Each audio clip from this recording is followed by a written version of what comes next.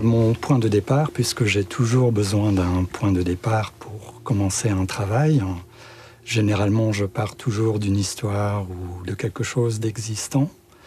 Et donc là, c'est en me promenant dans le quartier que j'ai découvert cette école qui est l'école primaire de Fukuromachi. Donc c'est une école qui a subi pas mal de destruction au moment de l'explosion de la bombe et il ne restait que un tableau et des murs en béton. Et donc les gens qui avaient subi l'explosion ramassaient les craies qui étaient dispersées sur le sol de cette école pour inscrire des messages sur ce grand tableau noir et sur les murs de béton pour se signaler par rapport à des amis proches et des membres de leur famille.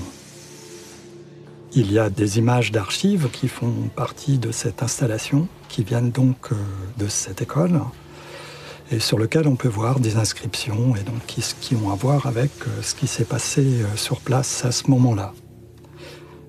Et ce qui m'intéresse, c'est de voir comment ça peut être perçu aujourd'hui et comment les gens vont réagir par rapport à une information qui est assez sérieuse et qui nous fait penser à l'actualité, en fait, avec ce qui se passe peut-être même dans d'autres endroits, tels que Fukushima, par exemple.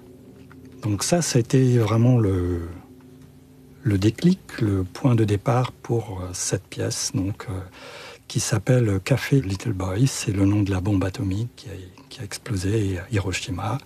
Donc l'espace est un grand espace vert. Et donc des craies de plusieurs couleurs sont à la disposition du public. Et donc le public peut réagir par rapport à ces images d'archives ou pas. Il y a aussi une horloge dont le temps s'est arrêté au moment de l'explosion de la bombe atomique, mais l'aiguille des secondes continue à tourner. Donc c'est un peu comme si le temps s'était arrêté, mais il continue quand même à tourner aujourd'hui. La raison pour laquelle je vous ai invité, c'est pour commencer donc à exprimer des choses sur les murs.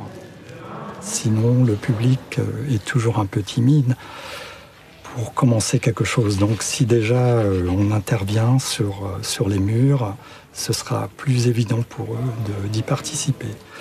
Et j'ai prévu d'ailleurs, moi aussi, d'intervenir. En tout cas, le jour du vernissage, je comptais passer 1 heure sur place à écrire une ou des phrases que je vais effacer à chaque fois que je les écris et je les réécris à chaque fois.